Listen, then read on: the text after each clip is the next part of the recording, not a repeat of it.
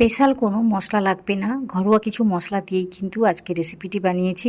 এইভাবে আপনারাও একবার বানিয়ে দেখুন। দোকানে বলুন বা হোটেলে আমরা যেভাবে ডিমের রেসিপিটা খেয়ে থাকি ঠিক সেভাবেই রান্নাটি হবে। খেতে কিন্তু দুর্দান্ত লাগবে। আশা করি আজকের রেসিপিটি আপনাদের সহজ মনে হবে।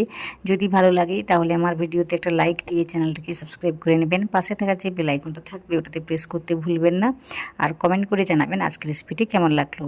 তাহলে চলুন ভিডিওটি শুরু করে দিই। তো সবার প্রথমে নমস্কার, কেমন আছেন সবাই? আশা করি ভালো আছেন। শান্তি ব্লগে আপনাদের সবাইকে স্বাগত জানাই। আমি শান্তি।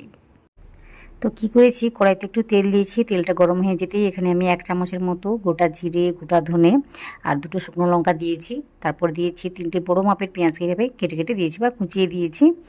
একটু পেঁয়াজের পরিমাণটা বেশিই আছে। দেওয়ার পর না হালকাভাবে ভেজে নিচ্ছি। খুব বেশি কিন্তু ভাজা ভাজা করবো না, মোটামুটি হালকা ভেজে নিচ্ছি।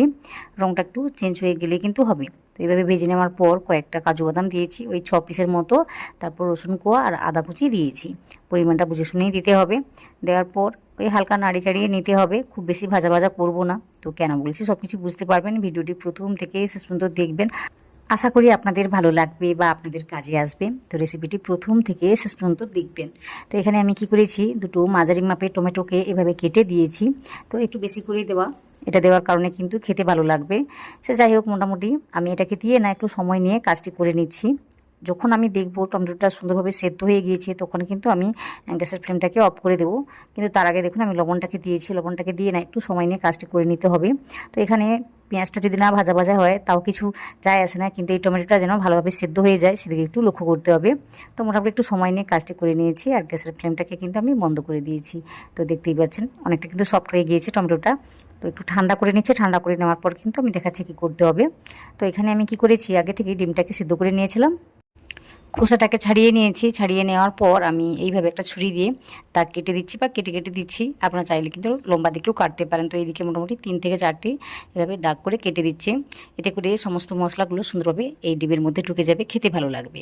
আর কয়েকটা আলু নিয়েছি, এই আগে থেকে সেদ্ধ করে নিয়েছিলাম লবণ দিয়ে, তো সেটাই আমি নিয়েছি। আলুটাকে দিতেও পারেন আবার নাও দিতে পারেন, আমি এখানে দিয়েছি, আমার ভীষণ ভালো লাগে তাই দিয়েছি। তো এখানে আমি কি করেছি, আগে থেকে যে মশলাটাকে ভেজে রেখেছিলাম এটা কিন্তু ঠান্ডা হয়ে গিয়েছে। তো ওটাকে দিয়েছি একটা মিক্সার জারে, আর একটু আমি জল দিয়েছি 2 চামচের মতো। তো ওটা দিয়ে আর একটু দিয়েছি ওই ধনে পাতা, এটা দিলে কিন্তু ভীষণই ভালো লাগে। তারপরে 2টো লঙ্কা দিয়েছি, ওটা তো ছিলই। তো মোটামুটি সব কিছুকে সুন্দরভাবে পেস্ট করে নিয়েছি একদম স্মুথভাবে। তো এইভাবে কিন্তু বেটে নিতে হবে, সে শিলনোড়াতে বলুন বা এইভাবে যেভাবে পারবেন মোটামুটি বেটে নিতে হবে। বেটে নেওয়ার পর দেখাচ্ছি কতটা মশলা হয়েছে। অনেকটাই কিন্তু হয়ে যাবে, কারণ আমি অনেকগুলো পেঁয়াজ দিয়েছি, টমেটো দিয়েছি, যার কারণে মশলার পরিমাণটা কিন্তু একটু বেশিই থাকবে। যার কারণে খেতে কিন্তু দুর্দান্ত লাগবে এই রেসিপিটি। তো রেসিপিটি দেখবেন, আশা করি আপনাদের ভালো লাগবে। তারপর আমি কি করেছি, কড়াইতে একটু তেল দিয়েছি। তেল দেওয়ার পর লবণ দিয়েছি আর কয়েকটা ডিম এভাবে ছেড়ে দিচ্ছি। তো এখানে আমি কি করব, একটু হলুদ গুঁড়ো আর লঙ্কা গুঁড়ো দিয়ে কাজটি করব। আপনারা চাইলে কিন্তু একটু গোলমরিচের গুঁড়োও দিতে পারেন, ওটা দিলে কিন্তু খেতে দুর্দান্ত লাগে। তো এমনিতেও আমরা কী করি, যখন ডিমটাকে ভেজে খাই এইভাবে সেদ্ধ ডিম, তখন কিন্তু ওই গোলমরিচের গুঁড়ো কিন্তু দিই, তখন বেশ ভালো লাগে, তাই বলছিলাম দিতেও পারেন। তো এভাবে মোটামুটি লঙ্কা গুঁড়ো, হলুদ গুঁড়ো আর লবণটাকে দিয়ে একটু সময় নিয়ে ভেজে নিতে হবে লাল লাল করে। তো মোটামুটি একটু সময় নিয়ে ডিমগুলোকে ভেজে নিয়েছি। ওই তেলেই আমি কি করব, আগে থেকে যে আলুগুলোকে সিদ্ধ করে রেখেছি লবণ দিয়ে, তো এই আলুগুলোকেও ভেজে নেবো একই রকমভাবে। তো এখন কিন্তু গ্যাসের ফ্লেমটাকে আমি লো রেখে কাজ করছি, কারণ এই তেলটা কিন্তু অনেকটাই রয়েছে, ওটা পুড়ে গেলে কিন্তু ভালো লাগবে না, কারণ এই তেলটা বেড়ে যাবে, এই তেলের মধ্যেই রান্নাটি হবে। তো হালকা আঁচে মোটামুটি একটু সময় নিয়ে কাজটি করে নিচ্ছি, এতে করে তেলটা আর পুড়ে যাবে না, বা লঙ্কা গুঁড়ো বা হলুদ গুঁড়ো যেটা রয়েছে ওটা কিন্তু আর পুড়ে যাবে না। তো একটু সাবধানে কাজটি করলেই হলো। তো কড়াইতে আরও 2 চামচের মতো তেলটাকে দিয়েছি। দেওয়ার পর একটু গরম করে নিয়েছি। গরম করে নেওয়ার পর কিন্তু এই মশলাটাকে দিয়েছি, বেটে রাখা মশলা, আর কিছুই দিচ্ছি না। তো ওটা দিয়েই না সুন্দর করে ভেজে নিতে হবে, একটু সময় নিয়ে ভাজতে হবে। আর যেহেতু কাজু বাদামটা রয়েছে যার কারণে নিচে কিন্তু লেগে লেগে যাবে। তো মোটামুটি নাড়িয়ে চাড়িয়ে কাজটি করতে হবে সাবধানে, তাহলে কিন্তু আর লেগে যাবে না, পুড়ে যাবে না। পুড়ে গেলে কিন্তু অতটা ভালো লাগে না। মোটামুটি একটু সাবধানে কাজটি করে নিতে হবে। মোটামুটি সবসময়ের জন্য নাড়িয়ে চাড়িয়ে কাজটি করলে আর নিচে লেগে যাবে না। তো একটু সময় নিয়ে নাড়ি চাড়িয়ে নিতেই কিন্তু দেখুন মশলাটা বেশ দানাদারভাবে দেখাচ্ছে। তো আর একটু সময় রয়েছে এটা ভাজা হতে। তো আমি কি করেছি, এই মুহূর্তে একটু লঙ্কা গুঁড়ো আর হলুদ গুঁড়ো দিয়েছি। যতটা পছন্দ করবেন ততটাই কিন্তু লঙ্কা গুঁড়ো দিতে হবে। আর হলুদ গুঁড়ো দিয়েছি আমি ওই যে 1/2 চামচের মতো। তো দেওয়ার পর না আর একটু সময় নিয়ে আমি ভেজে নেব, মোটামুটি হালকা আঁচে বলুন বা যেভাবে রেখে মোটামুটি একটু সাবধানে, যেন না পুড়ে যায়, লেগে যায় নিচে। তো ওটা বুঝে শুনে কাজটিকে করে নিতে হবে। আর যতই কিন্তু সুন্দর করে ভাজা হবে এই মশলাটা, ততই কিন্তু এই রেসিপির স্বাদটা বেড়ে যাবে। আর যেহেতু আমি পেঁয়াজটাকে বেশি ভাজা ভাজা করে কাজটি করিনি, তাতে করে কিন্তু রেসিপির মধ্যে একটা মিষ্টি ব্যাপার থাকবে, আলাদা করে চিনিটাকে দিতে হবে না, তাই আমি এইভাবে কাজটি করেছি। তো তো মশলাটাকে ভালোভাবে ভেজে নেওয়ার পর মশলাটা একদম দানাদারভাবে তৈরি হয়ে গিয়েছে, আশা করি দেখে বুঝতে পেরেছেন। তাছাড়া তেলটা একদম ছেড়ে দিয়েছে। তো এইভাবে কাজটি হবে। তখনই আমি কি করেছি, ওই যে আগে থেকে ভেজে রাখা আলুটা ছিল ওটা আমি দিয়েছি, একটু নাড়ি চাড়িয়ে নিয়েছি। নেওয়ার পর না একটু গরম জল দিয়েছি।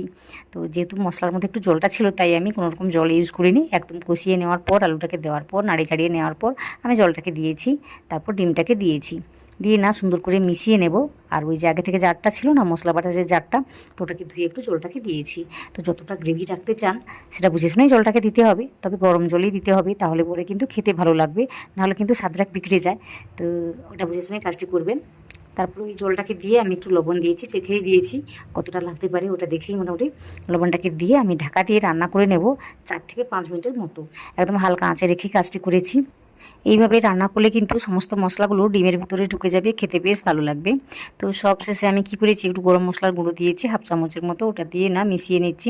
তো একটু সময় নিয়ে মিশিয়ে নিলেই কিন্তু এই রেসিপিটি তৈরি হয়ে যায়। তো আপনারা চাইলে এই মুহূর্তে একটু ওই যে কী বলবো ঘিও দিতে পারেন, একটু চিনিও দিতে পারেন। তো বললাম না, আমি যেহেতু পেঁয়াজটাকে সেভাবে ভাজিনি, যার কারণে খেতে কিন্তু দুর্দান্ত হয়েছে, বেশ মিষ্টি মিষ্টি লাগছে, ভালো লাগছে খেতে।